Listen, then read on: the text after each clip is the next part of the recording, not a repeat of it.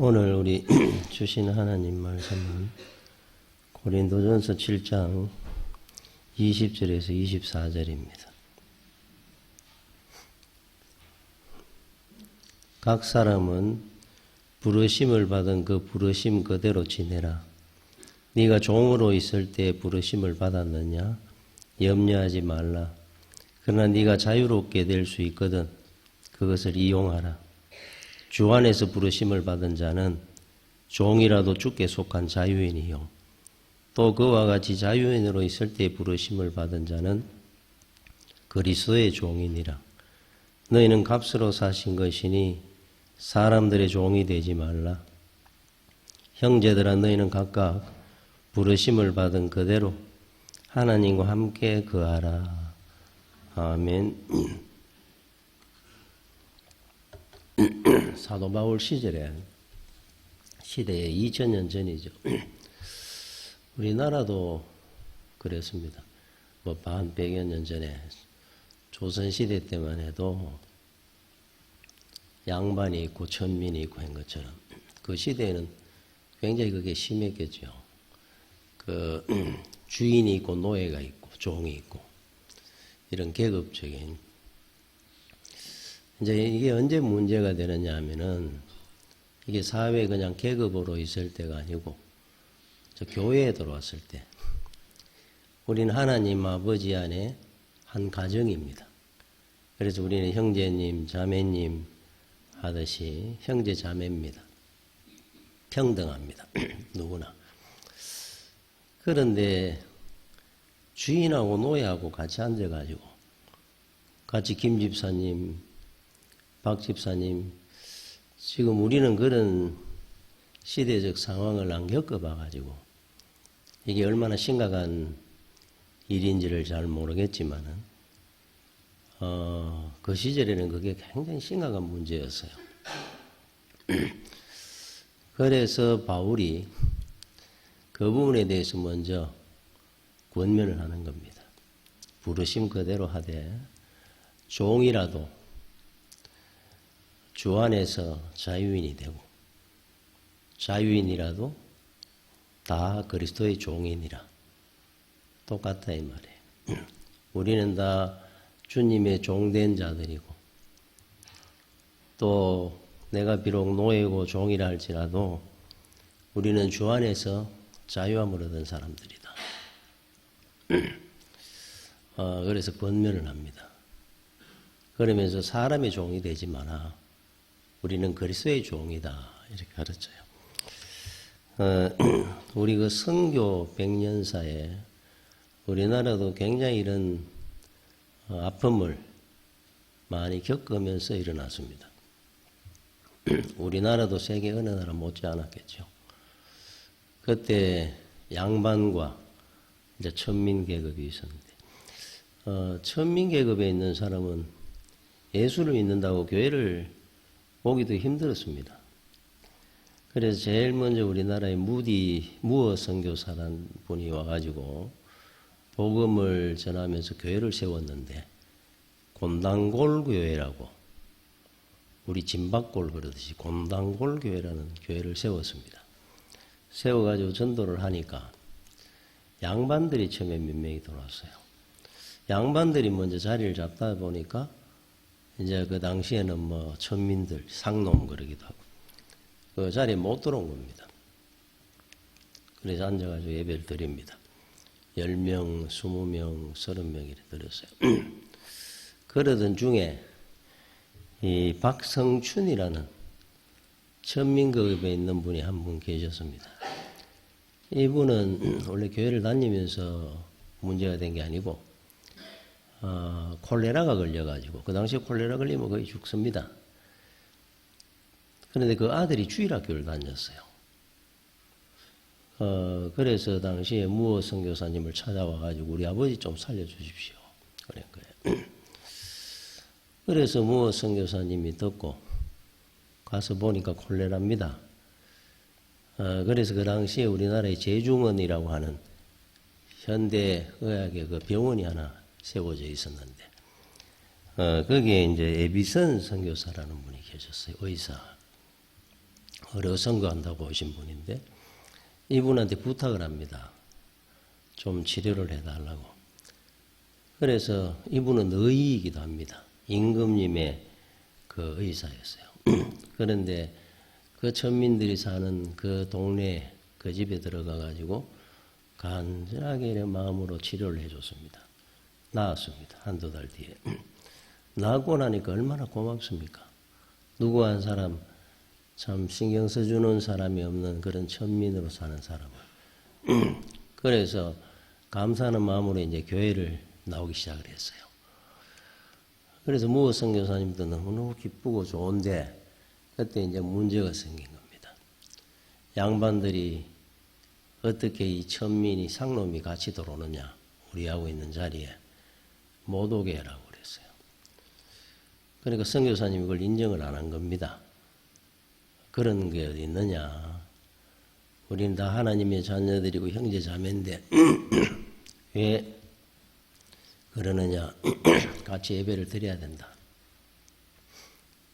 이분들이 홍문수골교회라는 것을 세웁니다. 그럼 우리끼리 예배를 드리겠습니다. 우리는 천민하고 앉아서 예배를 드릴 수가 없습니다. 나가지고 이제 나가버리고 교회가 분리됐습니다. 박성춘 집사가 이래 보니까 자기 때문에 교회가 깨져버린 거예요. 뭐 교회인이 한 3, 40명 이래 올라가다가 자기 하나 때문에 온 교인이 다 떠난 겁니다. 너무너무 미안하기도 하고 그때부터 참 목숨 걸고 전도를 하기 시작했어요. 전도하는 내용은 똑같습니다. 사람들한테 다니면서 우리가 사람으로 태어나서 한 번도 사람 대접 못 받고 살았는데 사람 대접해주는 종교가 있습니다. 그래서 이 사람들이 듣다가 그런 데가 어디 있느냐.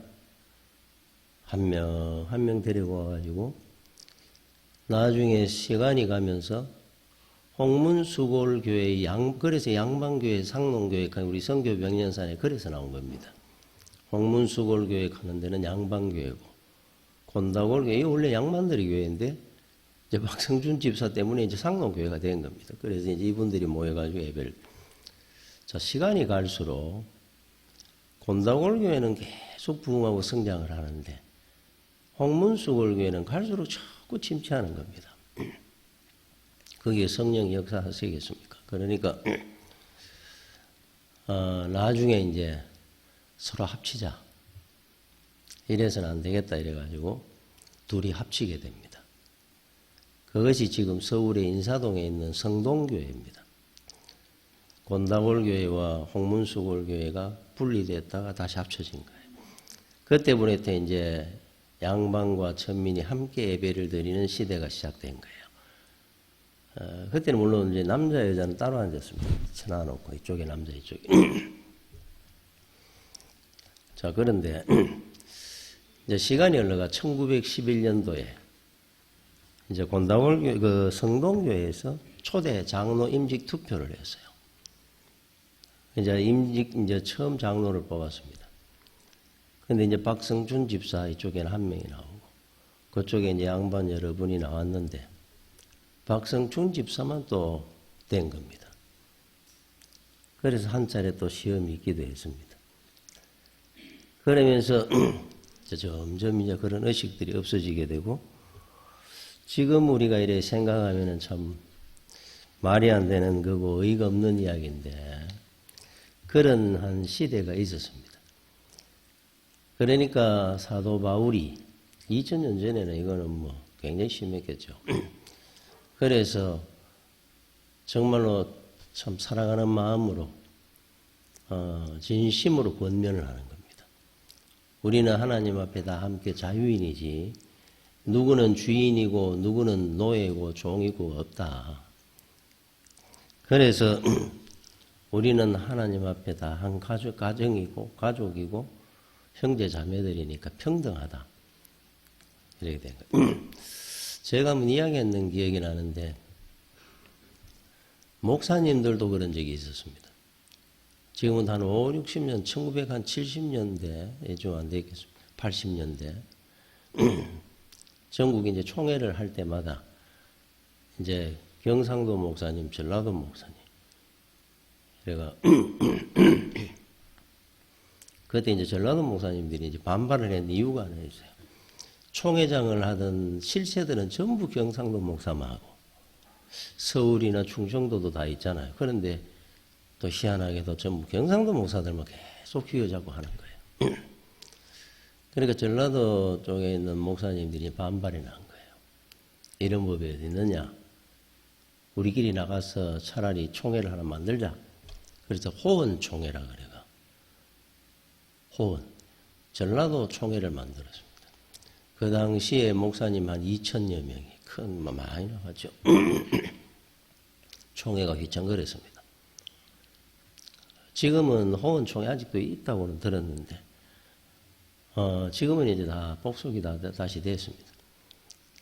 참 웃기는 이야기들이죠.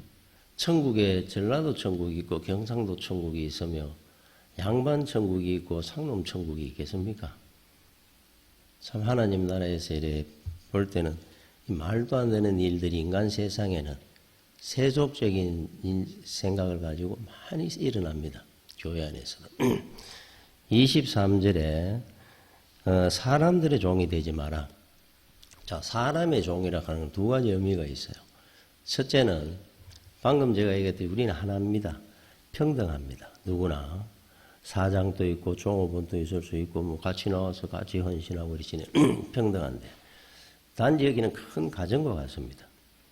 가정과 같으니까 하나님 아버지 아래 우리는 다 똑같은 형제 자매들로 우리는 지냅니다. 그럼 누가 제일 어른입니까? 여러분 가정에 가보면은 어린아이가 왕입니다.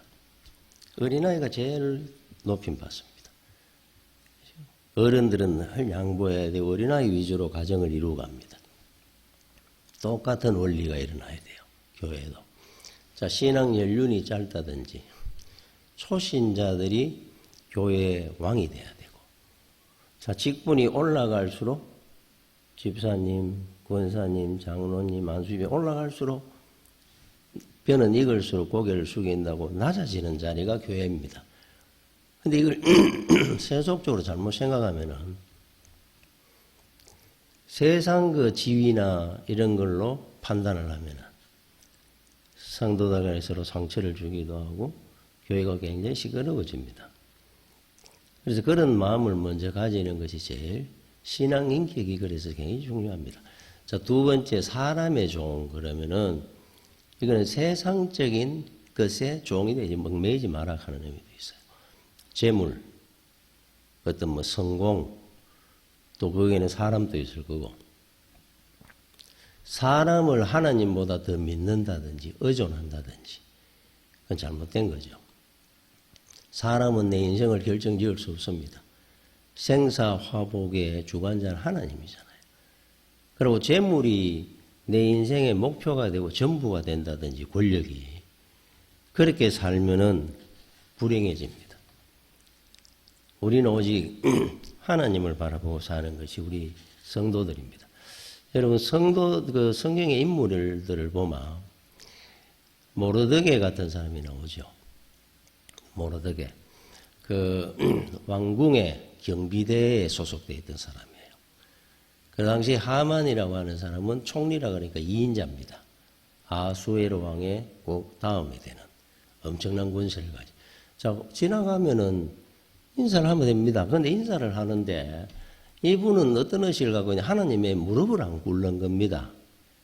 그 유대인들이 그 당시에 그 의식은 거의 굉장히 강합니다. 형식과 우리 본질, 이 형식을 굉장히 중요하게 여겨야 됩니다. 우리 형식은 별거 아닙니다. 아닙니다. 형식 속에 경건이 나와요. 그래 이제 이분들은 무릎을 꿇지 않습니다. 그냥 인사를 하는 겁니다. 기분이 나빠서 다른 사람 다 엎드리는데 자기만 죽을 뻔하는 것이 아니라 유대인들 전 세계 유대인들을 다 죽일 뻔했죠. 자, 이런 분들에서도 왕이 내 인생을 결정하는 것이 아니라 하나님이 결정합니다. 죽으면 죽으리다. 사드락 메삭 아벳느고 재물이든 권세든 성공이든 나 인생의 전부가 될 수 없다 하는 의식입니다. 이분들은. 그러니까 이게 성도의 마음이고 의식이 돼야 됩니다. 바울이 지금 그걸 우리한테 가르치는 거예요. 자, 우리 신앙적인 거는 뭐 당연한 거고 사회에 살 때도 여러분 인생은 짧습니다. 이 짧은 인생에 저는 그 광고에 공익 광고를 한 번씩 보면 굉장히 제가 조금 이래 메시지를 받은 중에 하나가 어린아이가 여행함이 태어난 30초 광고에 태어납니다. 얘가 자르르 시간이 가듯이 배가 초등학교를 들어가고 중학교를 들어가고 고등학교를 다니고 대학을 다니고 사회도 애기를 낳고 가정을 이루고 좀 있으니까 허리가 굽어지고 노인이 돼가서 한순간에 싹 지나갑니다. 공익 광고에. 보는데 제가 그걸 보는 순간에 맞다. 인생 참 긴 것 같지만은 짧은 거고 지금 돌아서 생각해 보니까 그 광고에 나오는 것처럼 唰 지나간 것 같아요. 그냥 바람에 낙엽이 쓸려가는 것처럼 唰 지나가. 그러면은 이 짧은 인생을 어떻게 사는 것이 가장 귀하고 가치 있고 보람되게 사느냐, 의미 있게. 이왕이면 한번 이 땅에 태어났는데 사람으로. 어떤 사람은 참 인생을 참 어이없게 사는 사람들이 많잖아요. 우리가 어떻게 한번 보다 보면 참 아까운 이 인생길을 살면서 왜 저렇게 살다 갈까? 가장 보람되고 가치 있는 삶을 살아야 되는데 우리 기독교 재단이죠. 경남 그 명문입니다. 거창고등학교. 제가 옛날에 이 글을 읽고 참 상당히 감동을 받아 읽어드린 적이 있는데 직업 선택 10계명 하는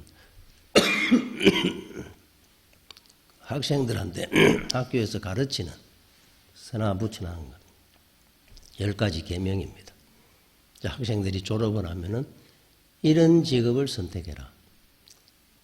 제가 한번 읽어봅시다. 이게 아마 요즘 일에 보면은 이게 말이 되는 소리냐 할 분들이 많을 거예요.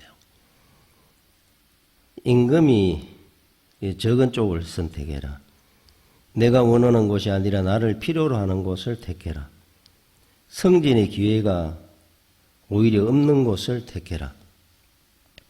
모든 것을 갖추어진 곳을 피하고 처음부터 시작해야 되는 황무지를 선택해라. 앞을 다투어 모이는 곳은 가지 말고 아무도 가지 않으려는 곳으로 가라. 장래성이 없다고 생각하는 곳으로 가라. 사회적 존경 같은 건 바라볼 수 없는 곳으로 가거라. 한가운데가 아니라 가장자리로 가라. 부모나 아내나 약혼자가 결사반대하는 곳이면 틀림없는 곳이다. 왕관이 아니라 단두대가 기다리는 곳으로 가거라. 이 10가지 계명이에요. 과연 이렇게 살면은 저들이 가만 생각을 해봤습니다. 인생 많이 살고 돌아봤을 때 참 그래도 내 나름대로 인생은 의미 있고 참 보람되게 사는 면은 있다 라고 자부할 수 있는 길이 많을 것 같아요. 그러면은 제일 귀하게 이 땅을 복되게 사는 길이 어딜까? 우리 기독교인들한테 하나님이 가르치는 사명입니다. 사명. 이 땅이 아무리 귀하고 뭐 권세다, 재물이다, 잠깐입니다. 영원한 것. 하나님 나라와 영광을 위해 살다 가는 인생이면은 그것이 제일 귀하고 복된 인생이라 생각합니다. 여러분들은 그래서 지금 이래 생각해 보실 때 나는 자유인인지 아니면 종인지 세상의 종이 되어 사는지 사람의 종이 되어 사는지 그리스도의 종이 되어 사는지를 우리 스스로 한번 잘 생각해 보십시오. 그저 자나깨나 내 인생의 목표 전부가 그저 세상이라면 우린 사람의 종이 되어 사는 겁니다. 세상의 종입니다. 그러나 내가 그래도 조금이라도 여러분들이 의식하고 하나님을 사명을 생각하고 산다면 여러분들은 그리스도의 종입니다. 부와 권력이라는 것은 많은 걸 주는 것 같지만 우리는 흔히 그게 나의 전부인 것 같지만 작은 겁니다. 진짜 더 귀하고 큰 게 바로 사명의 길입니다. 이거를 여러분들이 의식하고 사는 것이 정말로 귀합니다. 여러분 권불 10년이라고 10년간은 권세 갖고 3대간은 재물이 없다는데 세상에 여러분들이 목표로 삼지 말고 여러분 권력이라는 것은 잘 씁니다. 우리 한국 역사도 한번 보십시오. 참 중원을 휘날리며 정복하던 광개토 대왕의 그 권세가 20년으로 지나가고 장수왕의 권세가 30년으로 지나가고 알렉산더든지 나폴레옹이나 얼마나 짧은 세월들입니까 사실.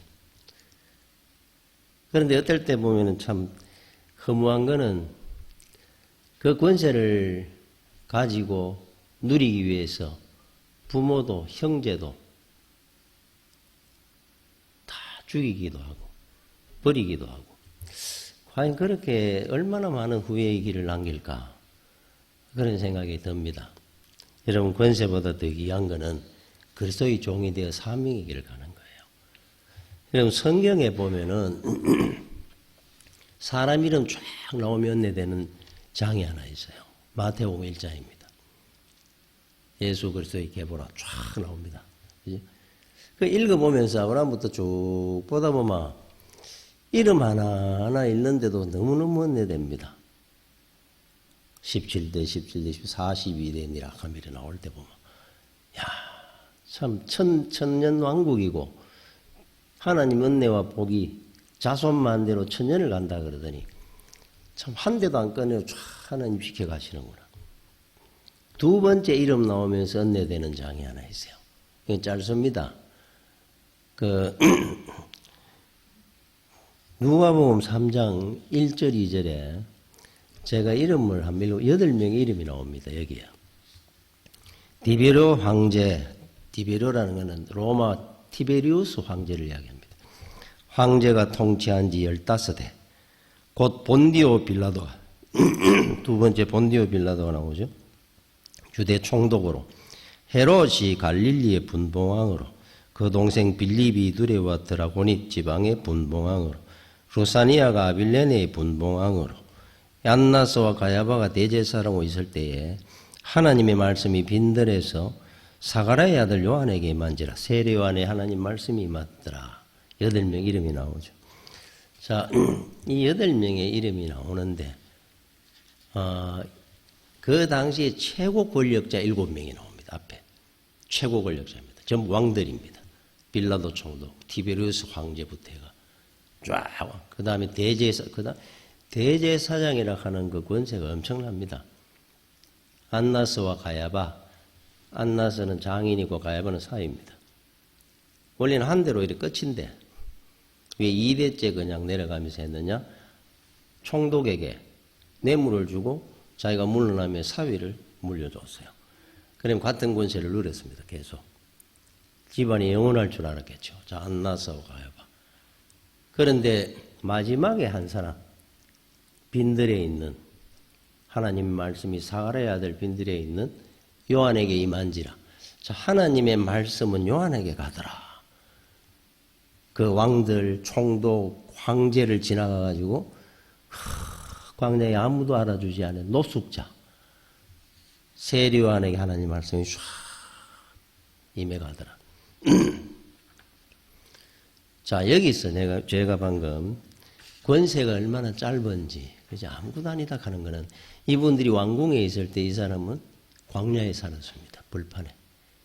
이 사람들이 진수성찬을 먹을 때 이 사람은 메뚜기와 석청을 먹었습니다. 비단 옷을 입고 있을 때 낙타털 옷을 입고 다녔습니다. 정말로 이 사람들은 모든 걸 다 누리고 살 때 노숙자처럼 살았습니다. 그런데 말씀이 그분에게 임했습니다. 자, 하나님의 말씀이 임하는 게 그러면 뭐 그리 중요한 겁니까? 우리 눈에 지금 당장 볼 때는 저 권세 있고 왕이고 황제고 대제사장이고 저분들이 영광을 누리고 다 사는데 은혜는 저 사람들이 다 받는 것 같은데 우리 눈에 단편적으로 지금 당장 그렇게 보니까 우리 늘 시험거리 하시는 거예요. 말씀이 임하는 은혜와 복이 얼마나 영원한 복된 건지를 몰라서 그런 거예요. 자, 티베리우스 황제라는 분은 노년에 그 당시에 그러면 로마 황제라고 하면 신입니다. 신. 유대의 그 헤롯 대왕 정도만 돼도 신이라 그랬는데 나중에 말년에 정신병이 와가지고 카프리 섬이라는 곳에 유배되어 있다가 죽은 사람입니다. 아들이 그쪽으로 몰아해가지고 가다 놓고 죽었어요. 빌라도 총독은 여러분이 잘 알 겁니다. 예수님을 십자가에 못 박고 2년 뒤에 파면을 당하고 우울증에 빠져있다가 자살을 했습니다. 헤롯 왕, 이 사람도 신적 존재라고 높임을 받다가 그러니까 인간이 인간답게 자기 자리를 짓고 살아야 정상으로 살지 그게 왜 정신병이 안 오겠습니까? 신처럼 대우를 받고 살면 그게 좋을 것 같습니까? 이 사람도 말년에 어처정부터 해가 정신병이 와가지고 장모와 처남, 자기 아내와 세 아들 다 죽였습니다. 정신병으로 피부병에 정신병에 고통을 받다가 죽었습니다. 이 말년의 권력이라는 것은 짧습니다. 그게 영원할 것 같죠. 10년 그러고 5년 그러고 10년 그러고 20년 그러니까 영원할 것 같죠. 그래서 여러분 요세푸스 역사가가 썼는 그 역사 그 기록에 있는 걸 읽다 보면 그것도 이 사람들이 말년에 대한 기록을 읽다 보면은 야, 어떻게 이 사람들은 당대를 못 벗어났을까? 말씀이 임하면 마태복음 1장처럼 천대를 가는데 말씀의 능력이 원내입니다. 빌립 나오죠? 루사니아 이 사람들도 분봉왕들입니다. 그런데 우리 여러분 옛날에 집안에 옛날 사람들 가문에 동네 고을에 원님 현감 정도만 해도 기록에 남습니다. 족보에. 근데 이 사람들은 실종된 것도 아니고 왕까지 된 사람인데 후손이 누군지 없어져 버린 사람들이에요. 이 두 사람 두 가문은 또 안나스와 가야바라는 사람은 예수전이라는 역사책이 있습니다. 거기에 보면은 많은 걸 누렸습니다. 이 사람들도 부귀 영화를 막 재물도 많았고 그런데 그거 얼마 못 챙겼어요. 안나스가 미리 주고 가야바 시절에 매국노처럼 사람들한테 저주를 받다가 숨어 지내다가 쓸쓸하게 죽은 폐가처럼 사는데 살다 죽었답니다.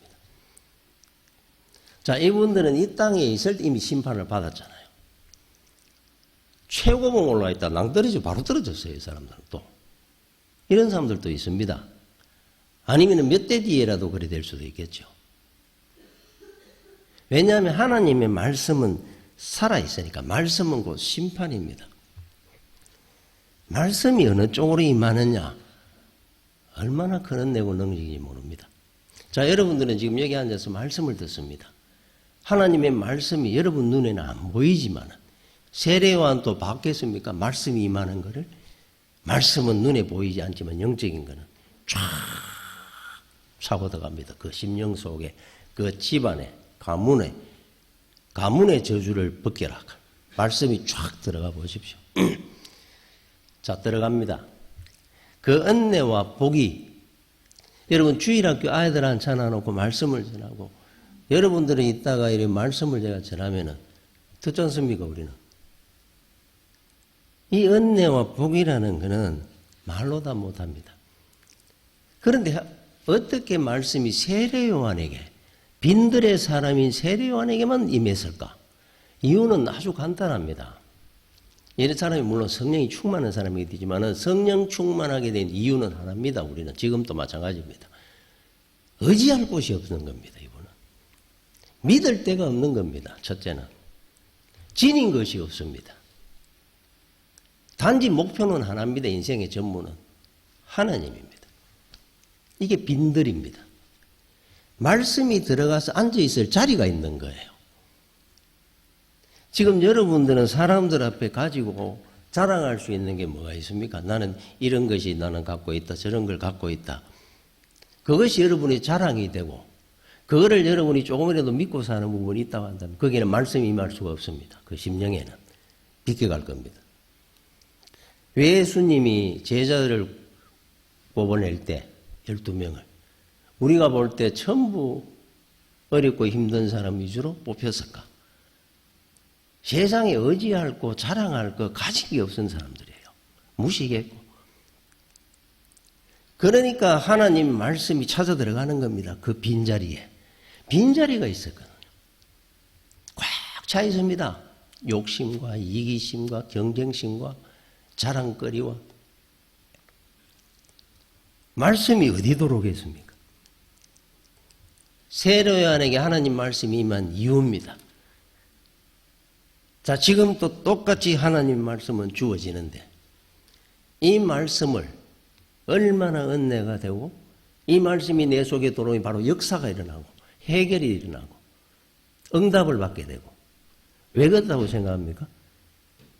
여러분들 속에 그런 분들은 하나님을 의지하고 믿는 빈자리가 있어서 그래요. 세상에 여러분 사람을 믿는다. 사람의 종이 되고 재물의 종이 되면은 이 자리가 꽉 차지기 시작합니다.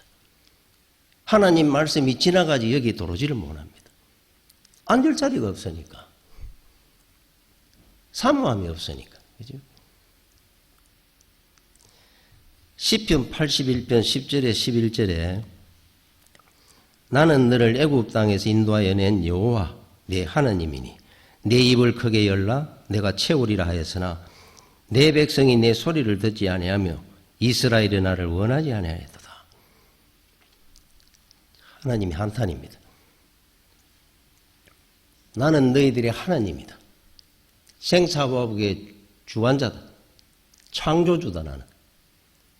내한테 입을 크게 열어라. 손을 들어라. 내가 너희들의 앞날을 복된 길로 인도해 갈 것이다. 너를 지켜주리라. 이야기하시잖아요. 그러니까 하나님 앞에 입을 열어야 되는 겁니다. 하나님 앞에 손을 들면 이깁니다. 세상 사람들한테 아무리 여러분 입 열고 손 들어봐야 부끄러움만 당합니다. 결국은 도움이 될 것 같지요. 절대로 거기서 해결 안 됩니다. 그 인생도 자기 인생도 힘드는데 여러분 인생을 누가 책임져 주겠어요? 하나님은 얼마든지 여러분을 지고 갑니다. 하나님 앞에 입을 열어야 되는 거예요. 그런데 사람들이 성도들이 사람한테는 막 입을 열고 사는데 손을 들고 살면서 도와달라고. 하나님 앞에 그 어렵고 힘든 일이 아무리 있어도 한 번도 입을 안 열려고 합니다. 하나님이 서운해하시는 거예요. 여러분 5월달이 되고 이러면은 여름이 되고 6월달 되고 처마 밑에 제비들이 와가 집을 짓습니다. 새끼를 낳습니다. 4마리, 5마리, 6마리 낳죠. 그거 보면 얼마나 이쁩니까? 벌레를 잡아가다가 한 마리씩 넣어줍니다. 한 목에 여러 마리 갖고 와가지고 한 목에 다 해줄 수도. 멀리 날아가가지고 하나 잡아와가지고 또 넣어주고 또 날아가가 또 하나는 착착착착착. 누구한테 해주는 줄 압니까? 그 새끼를 보고 기어을 해가 있습니까? 어미가? 니는 아까 먹었잖아. 다음에 네 먹을 차례야. 그거 없습니다. 입을 제일 크게 열고 제일 큰 소리로 찌르고 짹짹거리는 새끼가 먹는 겁니다. 어떤 새끼는 3마리도 먹고 어떤 새끼는 1마리도 못 먹고. 그러면은 입도 안 열고 먹고 싶지 않은 그 새끼한테 먹이를 줘봐야 결국 자라가 강남 못 가는 겁니다. 그 새끼는. 그러니까 살놈한테 넣어주는 겁니다. 의미가. 하나님 앞에 우리가 입을 열마 은혜를 어디서 받나? 하나님 받는 거예요. 그 은혜가 얼마나 큰데. 우리는 누군 줄 압니까? 한 절만 읽고 마치겠습니다. 창세기 49장 9절에 유다는 사자 새끼로다. 야곱이 죽으며 12아들들 축복하는 내용입니다. 내 아들아 너는 움킨 것을 찢고 올라가도다. 그가 엎드리고 웅크림이 수사자 같고 암사자 같으니 누가 그를 범할 수 있으랴. 유다, 12지파 중 유다는 늘 선봉지파입니다. 전쟁을 해도 제일 먼저 나가고 제일 강력한 지파. 그래서 유다에게 복을 주는데 딱 제일 첫 문장, 유다는 사자 새끼다 그랬어요. 우리입니다. 우리 사자 새끼, 노루 새끼, 토끼 새끼가 아니고 여러분들은 사자 새끼입니다. 담대하시고 자긍심을 갖고 살아야 됩니다. 인도 속담에 있죠. 사자는 새끼라도 함부로 건드리지 마라. 어디선가 어미가 지켜보고 있다. 여러분들이 어디가 다녀보십시오. 누가 여러분들을 건드리죠? 하나님이 불꽃 같은 눈으로 지킵니다. 우리가 사자 새끼잖아요. 어떻게 살아야 되고 무엇을 위해 살아야 되겠습니까? 하나님이 이렇게 큰 은혜와 복을 우리 가운데 함께 해주시고 지켜주고 있으니까. 그렇죠? 세상에 사람의 종이 되지 말고 여러분 그리스도의 종이 되십시오. 그 길에 천대의 은혜와 복이 있습니다.